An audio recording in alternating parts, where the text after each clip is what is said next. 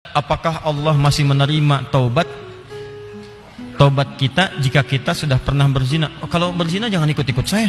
Kita zina sama pelacur. Gini,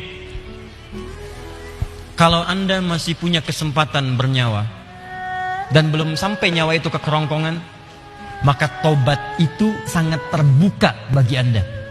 Kecuali kalau nyawa sudah sampai ke kerongkongan, segera kembali. Bahkan ada ayat yang khusus diturunkan untuk pertanyaan Anda ini. Ayatnya ayat ke-53, surahnya surah ke-39. Ayat itu diturunkan untuk menjawab seseorang yang terlibat dengan pertanyaan Anda seperti ini dan dia mau tobat. Maka Allah turunkan ayat kuliah, ibadiyalladzina asrafu ala anfusihim la taqnatu min rahmatillah. Katakan Muhammad pada hamba-hambaku yang telah berbuat israf. Di antara israf yang mengerjakan perbuatan dosa besar. Dosa besar di antaranya zina. Ketika dikerjakan seperti itu dia mau tobat. Kata Allah, ayo tobat, jangan putus asa dari rahmat Allah subhanahu wa ta'ala.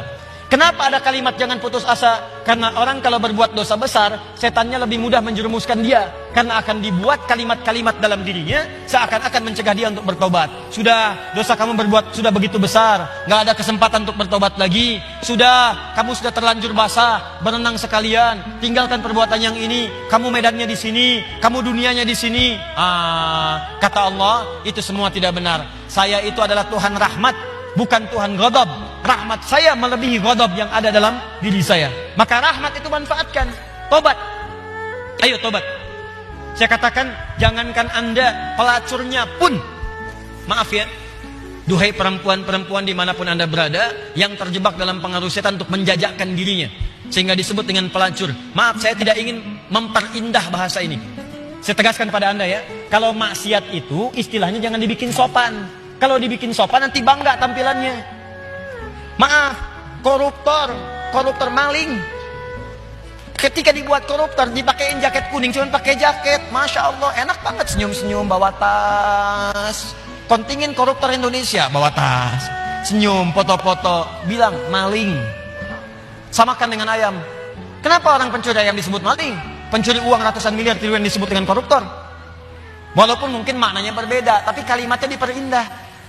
Maaf, perempuan menjajakan diri di malam hari, jangan disebut kupu-kupu, gak ada hubungan. Kupu-kupu aja nggak begitu, ya sebut aja dengan bahasa yang menjijikkan itu sehingga orang menjauhinya. Pelacur, selesai. Laki-lakinya apa? Jangan dipersempit. Buaya aja nggak begitu. Udah sebut aja misalnya pria jahat, pria buruk, pria pezina, selesai. Tuh pria pezina tuh, bukan itu hidung belang, hidungnya sama, nggak belang dia. Katakan pezina. Begitu disebut pezina, dia akan menjauhi perbuatan itu. Ayo, tempat-tempat zina, sebut aja begitu. Ya, jangan disebut dengan kalimat-kalimat yang indah. Begitu disebut dengan kalimat yang indah, seakan-akan perbuatan itu menjadi baik. Teruskan. Pernah dengar tentang hadis ini? Seorang pelacur memberikan air, minuman kepada seekor anjing. Ketika diberikan itu tiba-tiba keluar firmannya, dengan segala keikhlasannya dia masuk ke dalam surga. Pernah dengar hadis itu? Jangan salah baca. Kalau salah baca nanti, jadi pelacur aja bisa masuk surga? Cukup cari anjing aja, anjing kasih minum surga. Kalau seperti itu enak banget. Bukan, cara bacanya adalah ketika dia memberi minuman itu, dia sadar dengan dirinya. Ini anjing aja hewan najis, disebut najis, keadaannya terhina, diberikan minuman, tiba-tiba dia bisa berubah beraktivitas dengan cara yang baik. Saya manusia, bukan hewan. Walaupun saya melakukan perbuatan hina, kenapa saya tidak berubah seperti anjing ini punya energi? Dalam bahasa syariat, wahyu itu disebut dengan tuntunan air. Allah menurunkan air dari langit, membuat tanaman yang kering, tanah yang kering menjadi gembur kembali. Allah menurunkan wahyu-wahyu dari langit, ajaran-ajaran, membuat hati yang kering menjadi subur kembali untuk melakukan perbuatan-perbuatan baik. Sadar dia dengan perbuatan itu, bertobat dirinya. Taubat itu yang menggugurkan dosanya, berubah jadi beramal soleh. Amal solehnya yang menjadikan dia terjamin surga di sisi Allah subhanahu wa ta'ala. Pelacur, tobat, masuk surga. Pembunuh 100 orang, tobat, masuk surga. Maka saya ajak orang yang pernah berbuat perbuatan semacam ini, ayo tobat. Ada kesempatan.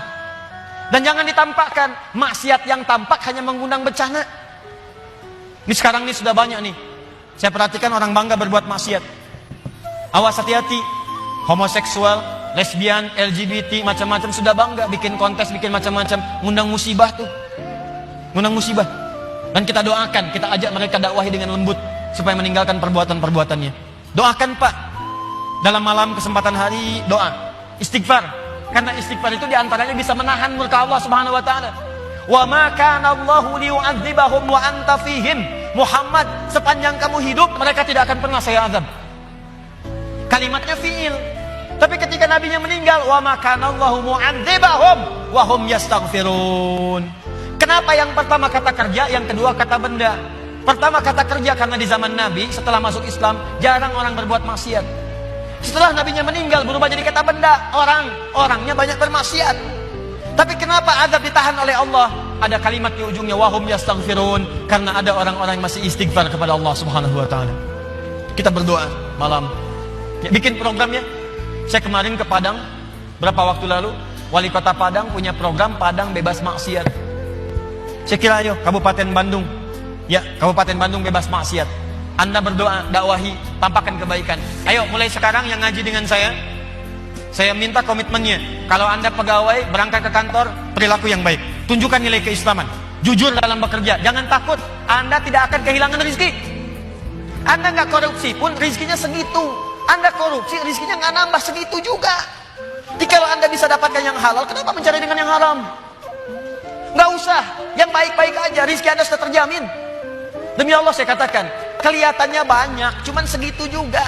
Kalau Anda berbuat baik, ditahan oleh Allah, seperlunya dikasih, perlu dikasih supaya Anda nggak repot.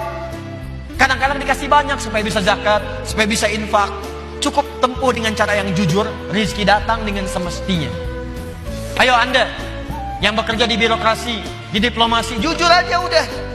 Tunjukkan nilai keislaman. Pak, kenapa sok soleh sih? Dan 5 proyek begini, bukan sok soleh. Saya ingin menunjukkan bahwa agama yang saya peluk selalu mengarahkan pada nilai-nilai kebaikan. Demi Allah saya katakan, saya tidak menerima ini pun rezeki saya akan didapatkan dengan seperlunya, sesuai dengan kebutuhan saya. Paham? Ditinggalkan yang tidak baik. Apapun pekerjaan Anda, yang polisi, yang tentara, yang macam-macam, yang camat, yang lurah, yang bupati. Ayo, kalau Anda merasa mengaji dengan kami, tunjukkan bahwa apa yang kita pelajari bisa dipraktekkan dalam kehidupan. Yang seperti ini, tobat. Kalau Anda tobat, saya doakan, saya bermohon pada Allah, semoga yang bertanya ini kalau benar-benar dia bertobat, dan semua yang bermaksiat bertobat, saya bermohon pada Allah semoga dimuliakan dengan surga saat kembali kepada Allah Subhanahu Wa Taala.